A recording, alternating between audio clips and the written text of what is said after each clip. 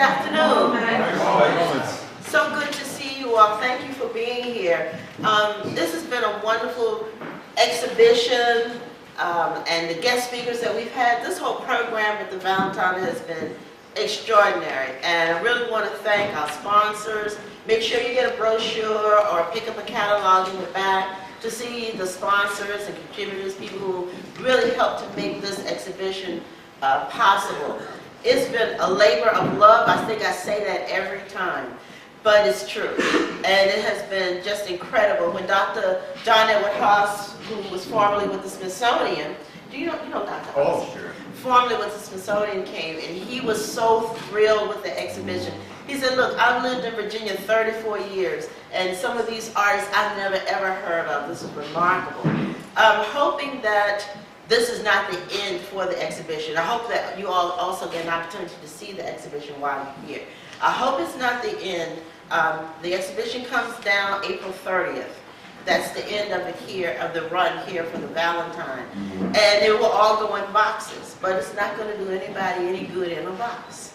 So we'll see. Dr. Haas has encouraged me to try to make it a traveling exhibition and have it to travel around the state of Virginia, the Commonwealth of Virginia, since it is Virginia Jazz. And then, on the other hand, I'm looking for maybe a permanent space where it can be up where travelers are coming in and they get a chance to see how Virginia has contributed to the development of jazz. So we'll see how that goes. If we don't have your email address or mailing address, I think there's a sign-up sheet out there at the registration table so that we can stay in touch. So ladies and gentlemen, though, I would like to thank you for coming, and I would like to introduce to you Mr. Doug Richards, who's the founder of the VCU Jazz Program back in '79. We were all together during that time, and also Dr. Mary DePillars, who was the Dean of the School of the Arts at VCU at that time. And it was a great time for us, and really getting jazz, getting people in Richmond to understand and to appreciate and to come out and enjoy jazz. And now the VCU Jazz Department is, the Jazz Studies Program is recognized worldwide because of the exchange programs in South Africa and all. But it all goes to, and I give Doug so much credit. So ladies and gentlemen, please, without further ado, Mr. Doug Richards, who will talk to you about Mr. Martin Williams, who is a fabulous author and critic. Doug. It's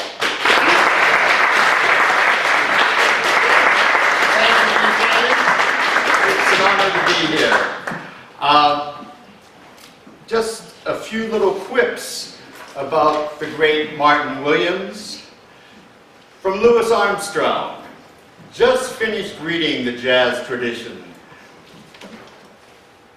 and at Hegel sat spellbound. He has so much to say.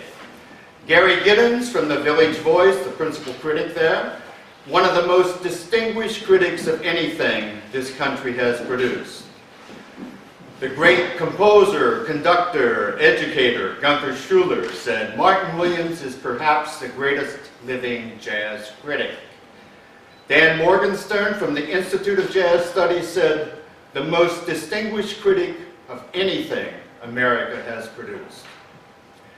The great Albert Murray, jazz historian, said, regarding the jazz tradition, not only a serious, scholarly, critical, perceptive book on the blues idiom as an art form, it is, in effect, also a significant contribution to the literature of black consciousness. His primary emphasis is on artistic creation, and his standards are high. All students can learn much from his affirmative approach to black experience. And Richard Crawford, professor of music at the University of Michigan, said, this is one of the great works in American music history. The opening few paragraphs from the jazz tradition.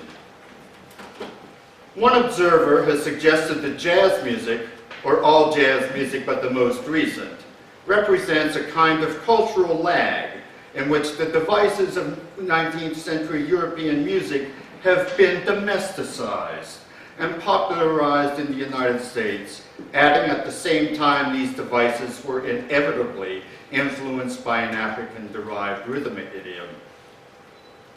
I am sure that proposition is untrue. It assumes that European ideas of harmony and melody are fundamental to jazz and used in jazz in the same way that they were in Europe, whereas the truth may be that in jazz, rhythm is fundamental. Jazz did not exist until the 20th century. It has elements which were not present either in Europe or in Africa before this century. And at any of these stages, it represents, unarguably, it seems to me, a relationship among rhythm, harmony, and melody that did not exist before. Whatever did not exist before the 20th century is likely to express that century. If we undertake a definition of jazz, we would begin with the fact that it is an Afro-American musical idiom, and we would already be in trouble. For almost all our music is an Afro-American or Afro-influenced idiom. And so, to digress a moment, is much of our culture Afro-influenced. Most of our slang comes from the galleon, as the Black Ghetto was once called, although numbers of our population continue to believe it is the invention of teenagers in the corridors of our largely white high schools. So does most of our dancing. And how many Americans realize the origins of the strutting and baton twirling of our drum majorettes? And how would they react if they did know?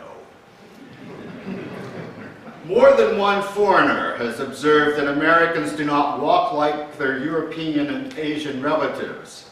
And one observer has gone far enough to declare that they walk more like Africans.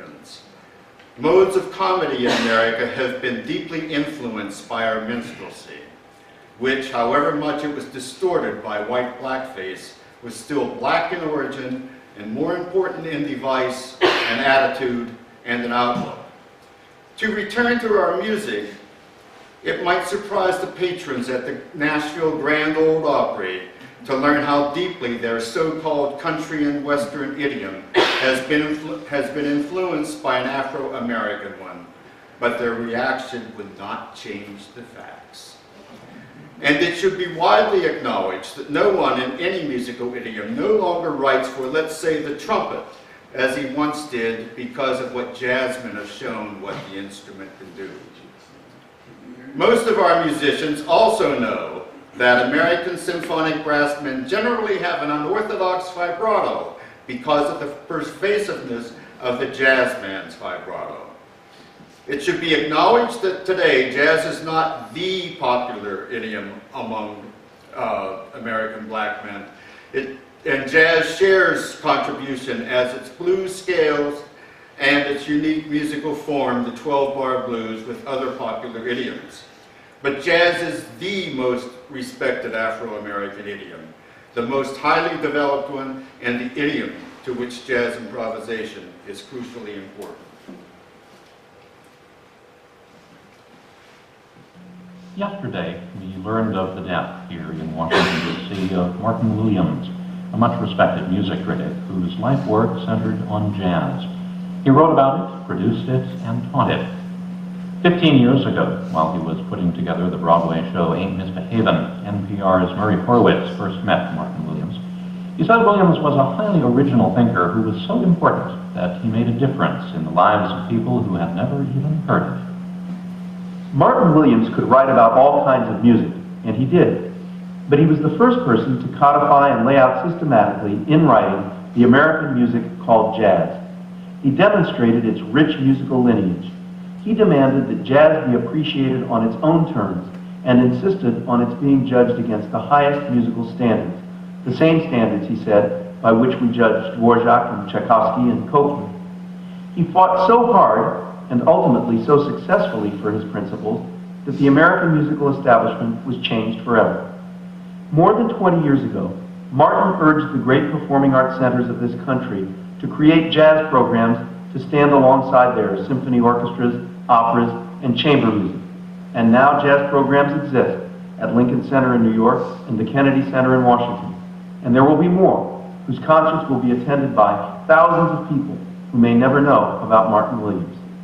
But you may know about him. You might have one of his several masterpieces, recordings from the Smithsonian Institution, articles, or books of criticism.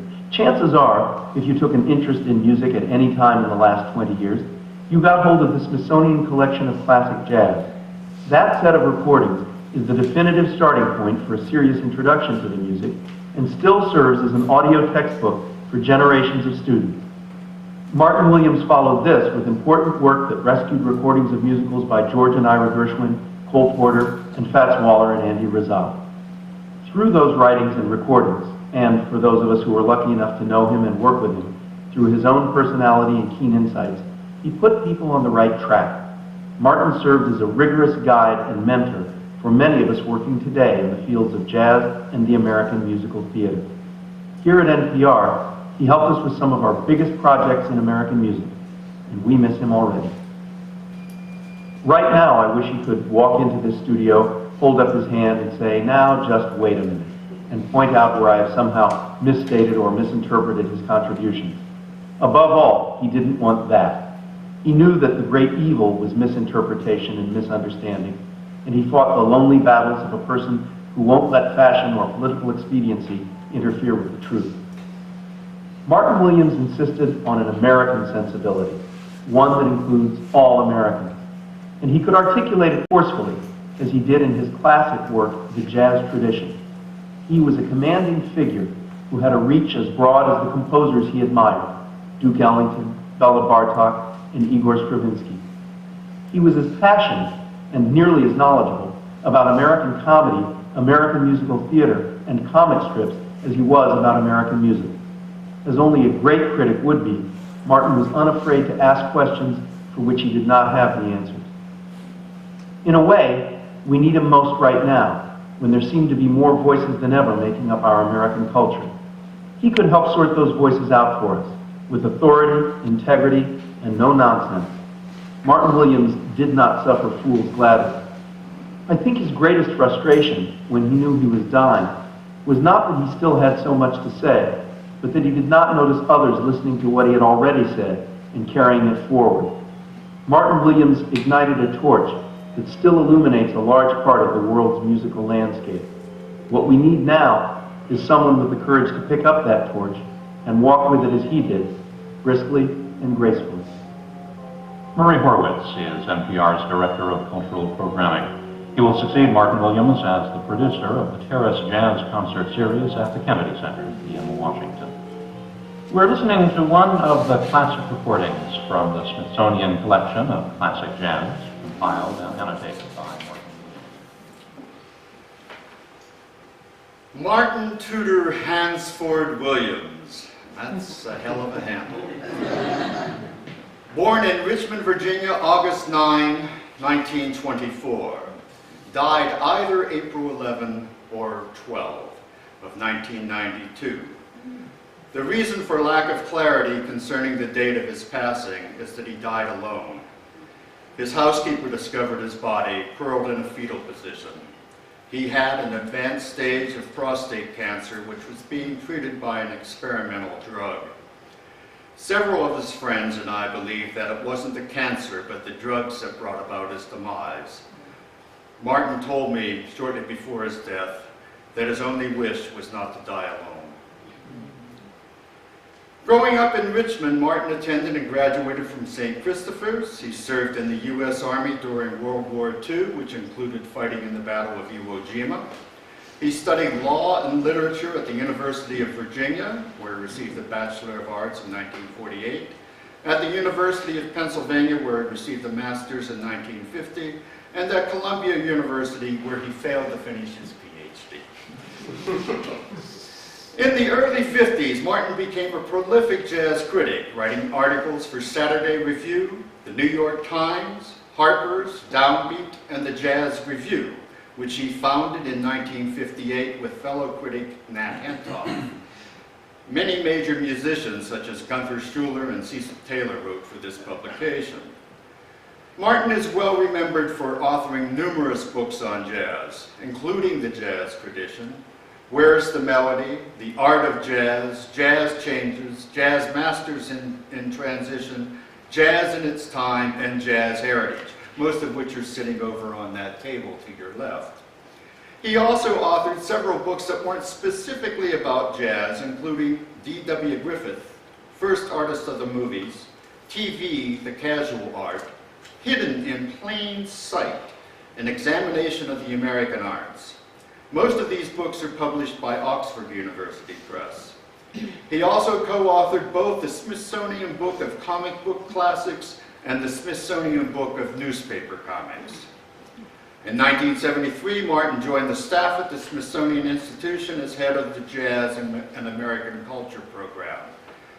In that same year, he compiled and wrote the liner notes for the Smithsonian Collection of Classic Jazz.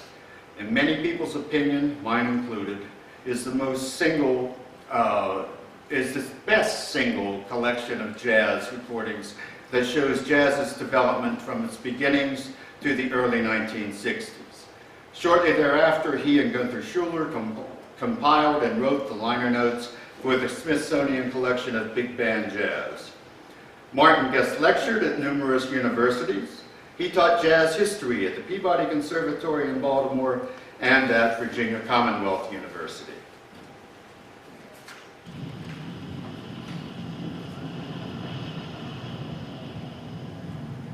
This edition of Desert Island Discs with guest Martin Williams was recorded in March 1992, shortly before Mr. Williams died at the age of 67.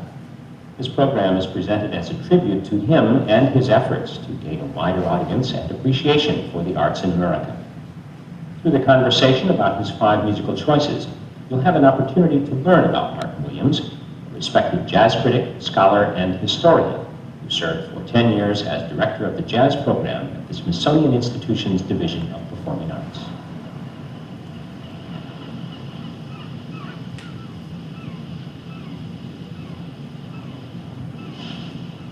I prefer not to use terms like pop culture or folk or any of this because I think they sort of put us off from really appreciating what we've done in this country. And I guess that's the way that I've gone about everything. Thank you very much for being here, Mr. Williams. My pleasure, I'm sure. Before we talk about your first selection on the Desert Island, let's talk a little bit about your background and your interests. And as the program goes along, I'm sure we'll get more involved in your many activities in the Washington area. Your background, your education years ago was in English literature. Oh yes, I was going to be a professor of English literature somewhere if I could get the job, but I never finished the PhD. I just could not. And I was teaching actually at Columbia, and not too bad as a teacher at all. It was just that I was in the wrong subject. And at that point, there wasn't a possibility of teaching the kind of subjects that I cared more about.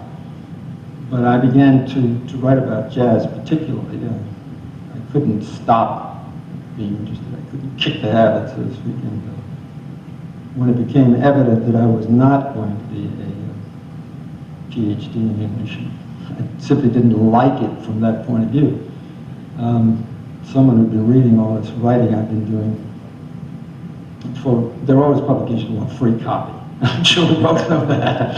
And I was suckered into a few of them. And someone who was looking for a record reviewer for the Saturday Review, Irving Kalodin, editor of the music section, said he would pick me. And so I signed this pact in blood. And that was the beginning of my life as a critic, and which eventually ended me up at the Smithsonian. Mm-hmm. You said you couldn't teach what you wanted to teach. If you had the opportunity to teach, what exactly would you like to teach? Well, it was not clarified at that point in my own mind. But what I have taught since many times, and have been teaching since 1960, is jazz history. And I do seminars in jazz composition in various schools, and still do it and will continue. I'm supposed to go to the University of Louisville in spring next year for a semester to be a visiting professor. And that's remarkable because it was totally non-existent. You know, I can go down there and give a seminar in Ellington as a composer, and in the same terms that I might give one in Brahms. Well, it's said, perhaps as an adage, and I'm not sure, maybe it should be, but some people say if you stop learning, you stop living. And as you talk about teaching, I would imagine that just about everything you do is a learning experience for somebody. Well, I hope so. I always want to do this for me, always. I have a book coming up soon, which I might as well plug and bring into this, which is not about jazz and not about music, although there is an element chapter in it, but it is about what we insist on calling the popular arts, and it's called Hidden in Plain Sight. And the burden of the book is, yes, Fred Astaire, to take one example, was a popular artist, but he was either what Mikhail Baryshnikov says he was, which is one of the greatest dancers of the 20th century, or he wasn't. And Shakespeare was a popular artist, and he's either the greatest dramatist in the language or he isn't. That's the issue. And I think that's the issue about our arts that we never are willing to face. I mean, how many Americans know that the motion picture, aesthetically speaking, is ours? Almost the creation, in artistic terms, of a single man, B.W. Griffith. Almost every technique that's used by every film director and editor in the world can be traced back to Griffith. And we don't even know this. And I can't imagine, for instance, if I went to a visit with the drama department, let's say the faculty at Yale or Northwestern, as was with Williams, and I said, let's discuss this. Who were the great American dramatists of the 20th century? Well, they would mention O'Neill, and perhaps one of the younger ones would mention Tennessee Williams. Maybe Miller. Maybe, perhaps. And that's how the discussion would go. And I don't argue with that, and I don't argue with the fact that O'Neill was steeped in the traditions of drama going back to the Greeks in his way, because we need that kind of person in the young culture. But on the other hand, I might say, well, I think the greatest dramatist of the 20th century was one of the great filmmakers. Why aren't we talking about Citizen Kane? Why aren't we talking about The Awful Truth? And they would say, surely, we were supposed to be discussing drama. And I would say, yes, and I am. And that's what we repeatedly do. We put all these things in a lower category. Sounds sort of fatalistic, like we've reached a finite point, but perhaps maybe your book comes to a different resolution. I would hope so. Well, I use certain rhetorical tricks when I discuss it. Well, let's go to your first choice. Sarah Vaughan, a stylist and one of the great singers of America, and her song, My Friend Valentine. Should we talk about it first or play it first? Well, let's talk about it. Why did you choose it? Well, I think it is, by any standard, one of the most remarkable vocal performances I've ever heard recorded. Sarah Vaughan, to my mind, in one lifetime, with one voice, explored the possibilities of the human voice as thoroughly as 2 or 3 generations of bel canto singers in the late 17th and 18th century did in Italy. I suppose not many people know, but what Verdi and Puccini, for instance, wrote for their singers to do were vocal resources which the singers themselves had discovered were possible for the voice and were interesting for the voice to do in the previous century and a half. But there were many singers to do that. Sarah Vaughan did this in an American idiom, in one generation and in one voice. She had a phenomenal voice. She had all of soprano, contralto, and baritone, to put it that way. All that range. And every note, there were no gaps in there. I've often had the experience of playing a Sarah Vaughan record of this caliber for someone who's opera freak. And they always ask, why didn't she study? Well, that's an interesting question. What was she going to study? Because, well, but to take it seriously, if she had studied, of course, she would have learned Shelley Erected. And, you know, I think Price did, to limit ourselves to black American singers, she would have learned to sing like a 19th century Italian contralto. I mean, that is what one does when one studies. Now, I'm putting it in a nutshell, and it's perhaps unfair, but to make a point. And if that's what one wants to do, and one does it as well as Shelley, hallelujah. And I have no argument with that. But Sarah Vaughan wanted to sing like an American named Sarah Vaughan. And she had to find out for herself what that meant. And the individuality involved, again. She could not sing like an American named Billie Holiday or an American named Ella Fitzgerald or an American named Diana Shore. She had to learn to sing on certain one. And that's to me is the democratic element. That's the individuality of it says.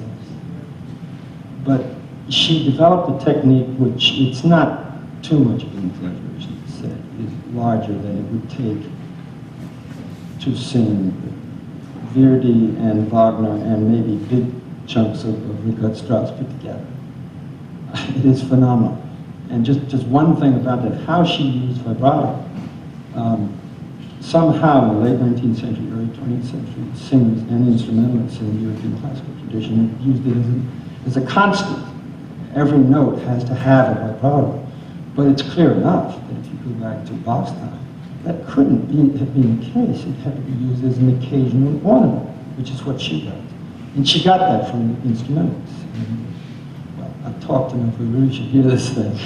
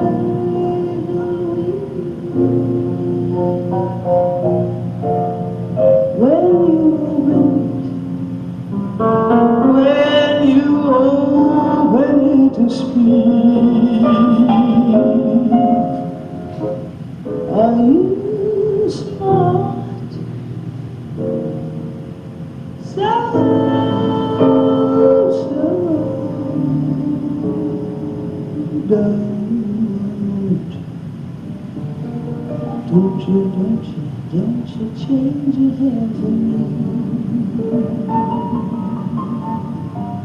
Not if you care for me. Say little Valentine, still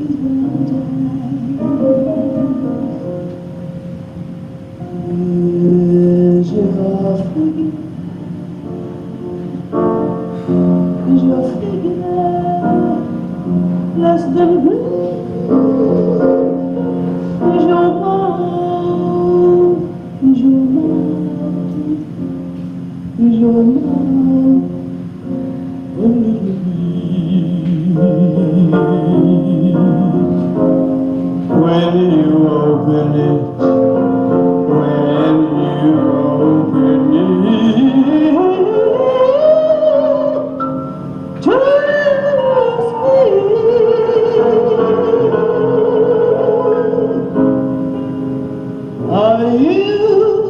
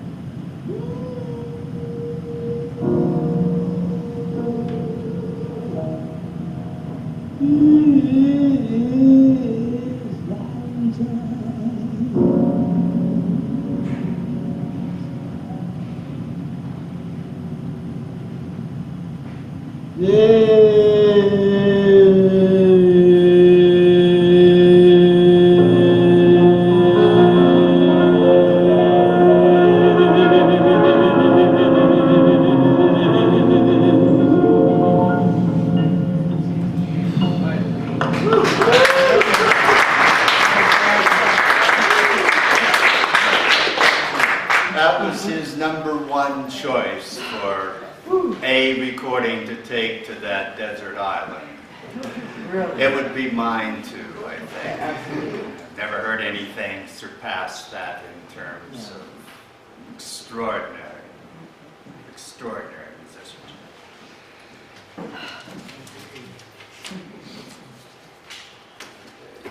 I first became aware of the name Martin Williams on Christmas morning in 1960, when I was 13.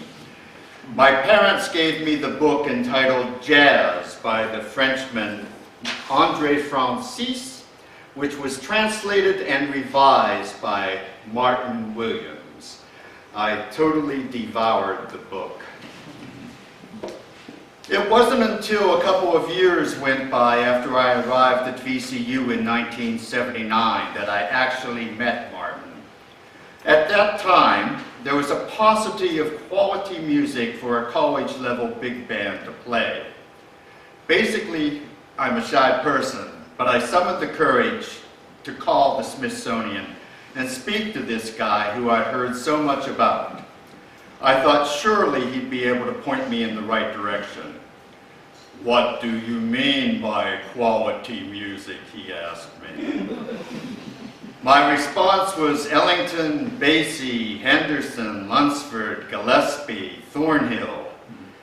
He did give me some leads, though at that time there were precious few scores by those tremendous organizations that could be found. During that conversation, he asked if he might come down to VCU. Of course, I said.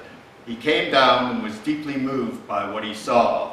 From that point onward, we were regularly in touch with one another and became very close friends.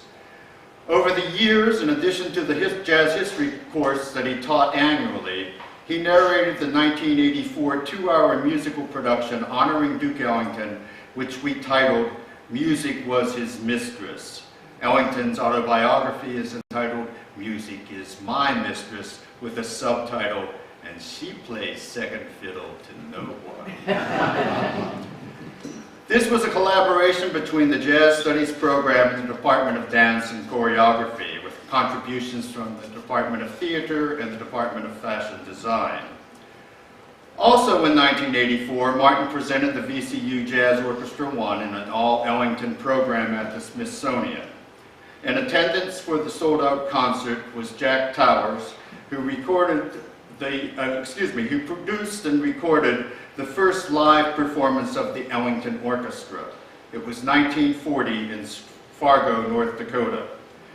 Martin, who sat next to Jack at the performance, said that Jack had tears in his eyes and said that he, quote, thought that he'd never hear that music played this way again. Martin opened many doors for many people. For me, in my endeavors, he lined up my professional big band, the Great American Music Ensemble, to play at the 90th birthday celebration for Duke Ellington by the International Duke Ellington Society. Our guest performers for the two-day event were Ellington's longtime clarinet soloist, Jimmy Hamilton, and Ellington's male vocalist of 1940, Herb Jeffries. We subsequently performed at the Ellington Centennial Celebration. In 1990, Martin secured a 4 to 6 concert series per year for the Great American Music Ensemble at the Kennedy Center. Martin and I co-produced each of these concerts, for which he also narrated and wrote the program notes. The series ran for 7 consecutive years. After Martin's passing in 1992, the series was called the Martin Williams Jazz Concert Series.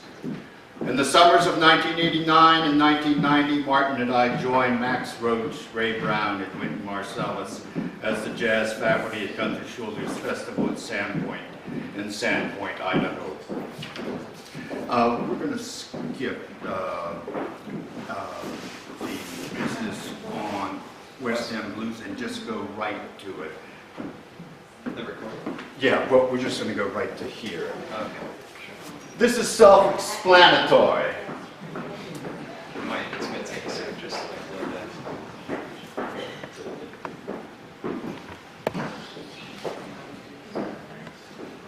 Is the sound ready? Yeah, okay. Yeah, once Wait. that was me this morning.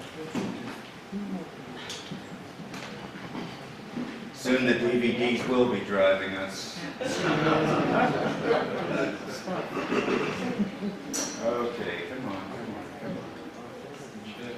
This program was performed in 1990, and it was released by WCVE, and it was actually aired over PBS from places as far away as Seattle and Los Angeles and New York.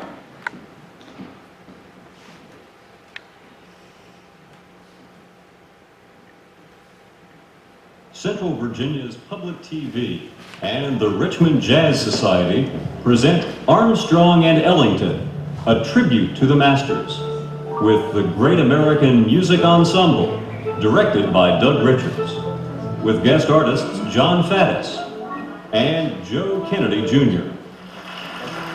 As the guest artists arrive on stage, the Great American Music Ensemble prepares to play the Armstrong segment of this tribute to Louis Armstrong and Duke Ellington. Louis plays the opening.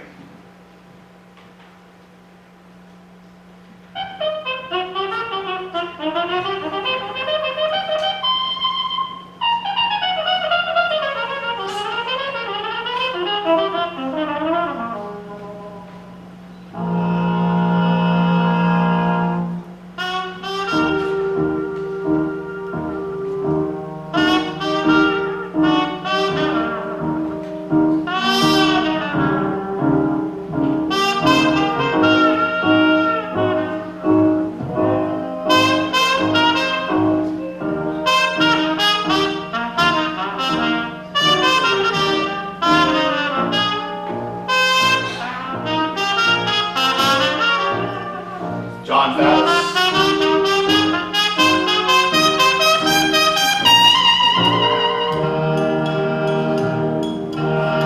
It's John Wynn as an 18-year-old. See Skip Gales, James Gates in the saxophone section. Howard Curtis is now in Graz, Australia.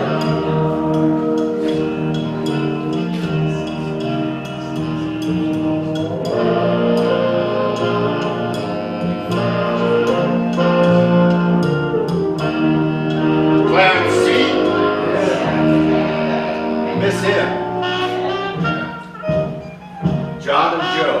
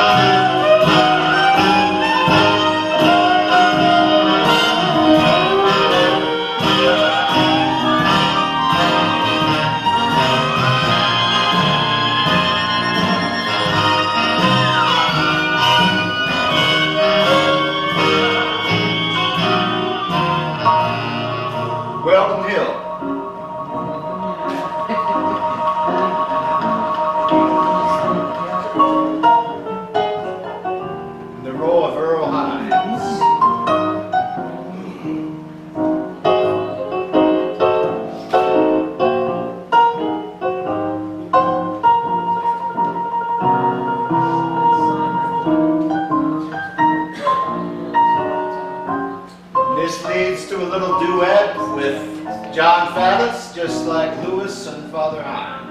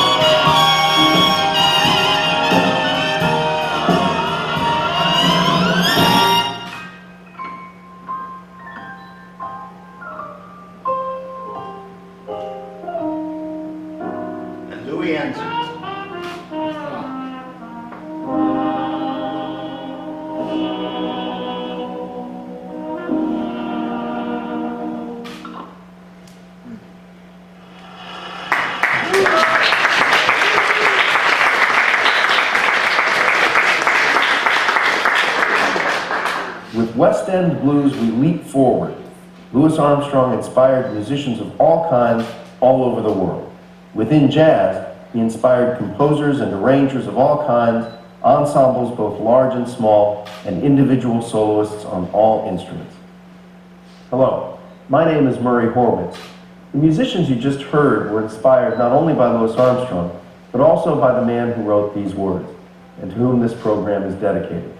His name is Martin Williams, and although he wasn't a musician, he's largely responsible for the wonderful music you are about to enjoy.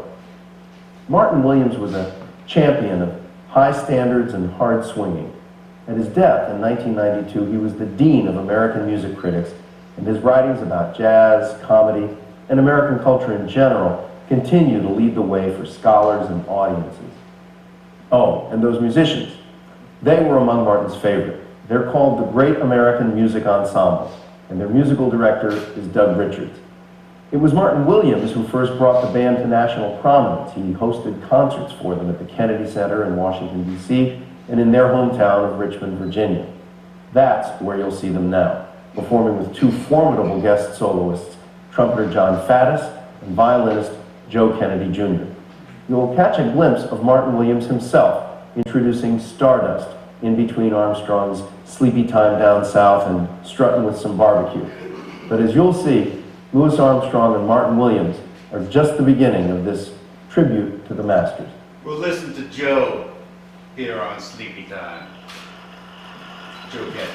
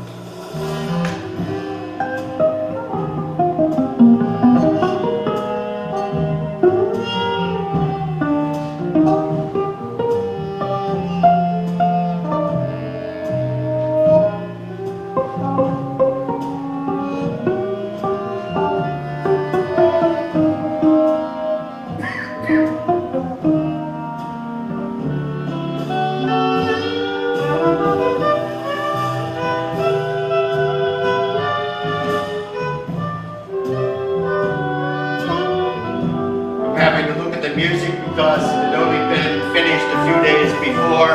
We had 3 rehearsals before the performance.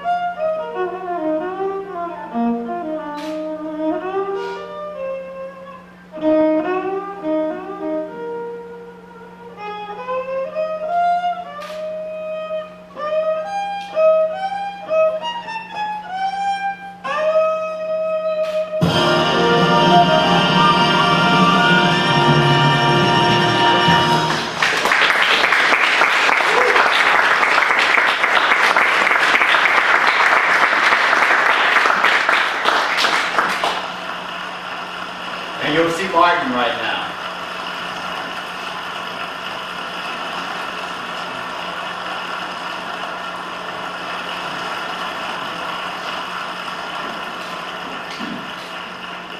One of the standard interpretations of jazz history, which is perfectly accurate, is that the trumpet crown went from Louis Armstrong to Roy Eldridge to Dizzy Gillespie. And this performance is going to show you about that, because we're going to take it in reverse order. It happens that each one of those men made very important records of Stardust. So we will start with Dizzy, go to Roy, which is in two different tempos, and then go to Louis Armstrong. Courtesy, of course, of John Fez.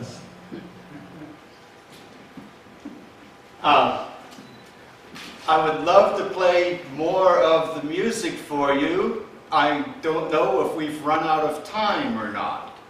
Would you like to hear a little bit more music?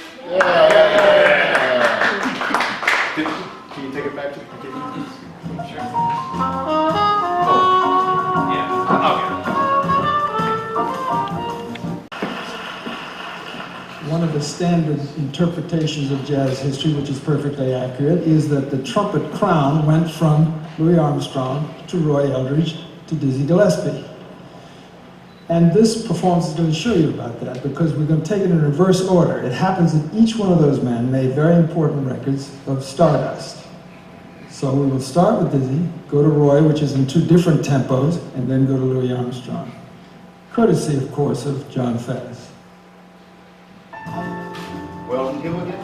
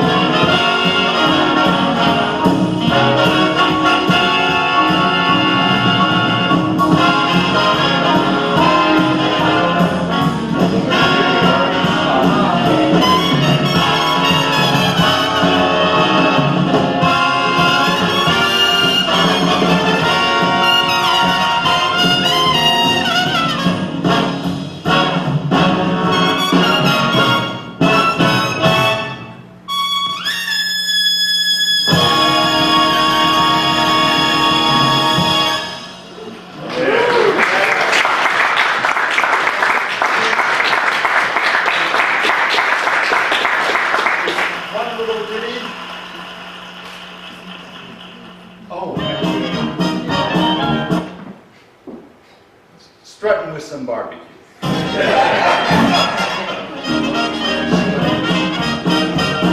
Joe and John.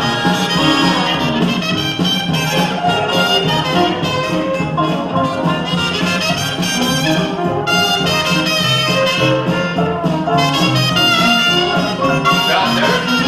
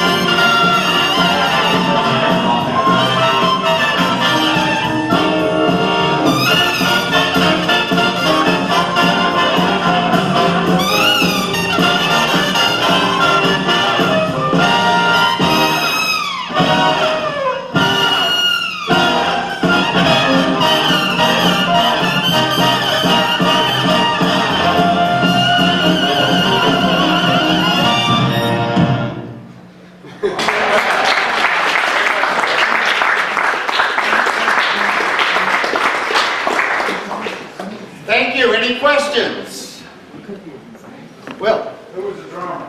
Howard Curtis. Okay. Thank you. Any other questions? Is that available? This is available only via channel 23. If you call them and ask for it to be rebroadcast, I think they would be glad to do it. And maybe we could find a way of making you a copy from mine. I'd be delighted to. Any other questions? The bass player. The bass player, Clarence C. Clarence C. Yes. Where is it being recorded? Where was it? It was recorded at the VCU Performing Arts Center in 1990. Check.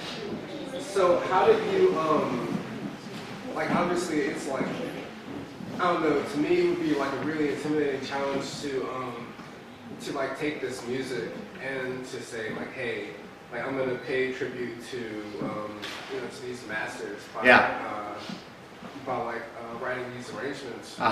So, so my question is, at what point did you decide, like, you know, like get past like, hey, you know, this is something that's like scary to do, but like to be able to have the confidence to like push through that, you know? Like, how did you? You live with it. You live with it, and it becomes part of who you are. It gets in your bones, and then you have to allow intuition to take over. I did transcribe some of Louis' solos and sliced and diced and reorchestrated them to keep him in the mix. It was hard. It was really a challenging thing to do this with Louis's music. But he is, in my opinion, the foremost jazz musician of all time. We wouldn't have the music as is without his genius. Yeah. Taylor. What kind of timetable were you working with when you had to write this music? Not enough. At least not for me. I'm a slow worker. But I probably did it in maybe a 2-3 month period. There were 2 other portions to this program. There was an all Charlie Parker 1/3 of the program. I did the music for that too, so it's sort of like the same with Louis. I had to get inside the music. And then there was all Ellington, which was all his notes. Yeah. So it was a tribute to the masters, but they never did release the Parker portion. They had to put it down to an hour's worth of recording. Yeah, well. Is the Parker portion available anywhere? I haven't seen it. I've never seen it. Frustrates. Who played alto? Altos here were Skip Gales and James Gates.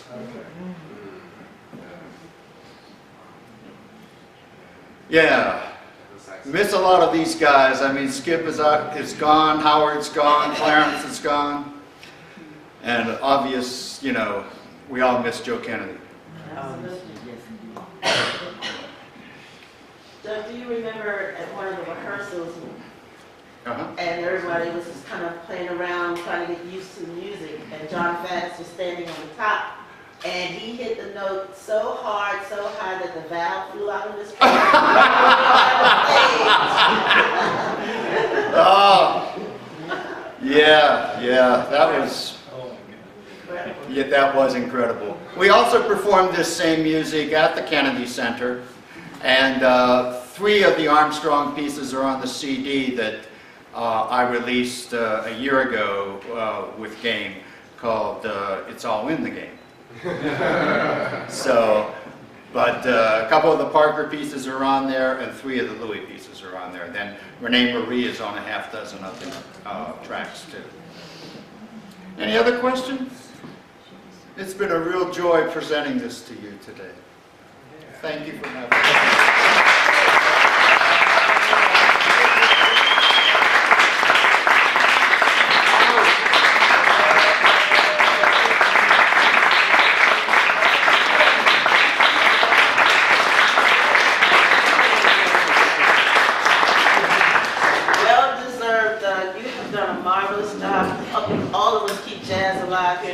Oh, without you guys, you're the backbone. No, you guys are the backbone. When we started, none of us had silver hair. At least you still have hair, my dear. But it was an incredible time when we pulled. That was a miracle. It was a miracle to pull that off in that amount of time. Oh yeah. And it came off incredibly well. I think it won awards. Bruce Hill was the videographer. It won a national award for the audio portion. Won a national award for National NPR as one of the artistic events of the year. So I can't remember what the award was called, but they sent me a copy of the letter. So. That's what matters. That's what matters. Yeah. And it was broadcast nationwide. It was broadcast nationwide. Yeah. In fact, for the Armstrong portion, they had 3 groups. They had Arvell Shaw, who was the bassist with Louis Armstrong, and he brought together various alums from past Armstrong groups, and he called it the Louis Armstrong All-Stars. So they did a third of the program. The Village Vanguard Orchestra did Thad Jones' Suite for Pops, which of course was written for Louis Armstrong, and they did this portion. So anyhow, that's the story. Well, will you be here for a few more minutes? Oh, sure, I'd be delighted. Okay. Well, please take the opportunity. If you haven't seen the exhibition, please take your time, get a chance to see the exhibition. It'll be up just for not a whole lot longer, maybe 1 more month. But Doug will be here. He'll sit over there. He has some of the books, some of Martin Williams' books. You'll get a chance to see it. The books are only for display. They're not on sale, so just take a look. They're very valuable. Some of his books, I actually tried to get some for today, but a lot of them are out of print. Yes. And so I wasn't able to get any, but you can go online and try Amazon.com or something like that. And I certainly want to also thank the Kennedy Scholars. I think somebody just left, but but thanks to Joe Kennedy Jr., we have the Joe Kennedy Jr. Jazz Scholarship Award, where every year we can award up to $1,000 to a student who is attending a Virginia college and is studying jazz. The criteria is tough. I think the music, Chet is... Yeah, who else was Ben and Jay, and I think Brian just stepped out. The criteria was kind of tough. I know you had to write an essay. You had to submit a recording of specific jazz genres, I think blues and swing or something like that. And then you had to have recommendations from your teachers or your counselors. And those were the criteria that Joe Kennedy set, and we follow those criteria to the letter, because he is not coming to me in my dreams and saying, you didn't do this right, you know. So, but we are so happy that these musicians have won awards from the Joe Kennedy Jr. Scholarship Foundation. And I think that helps keep Joe Kennedy's legacy alive, which we must do. As you know, Joe Kennedy is one of the artists that we are featuring in the exhibition. Although he wasn't born in Virginia, he was born in McDonald, Pennsylvania, near Pittsburgh. But he lived in Richmond and in Virginia for over 50 years, and he considered this his home. And we considered him our mentor. And I have to intervene for 1 second.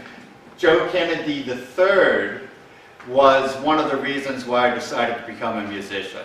I heard the Duquesne University big band, which wasn't even a school-sponsored group, and Joe III had written all the music for that. And I was about a junior in high school, and I said, I want to do that.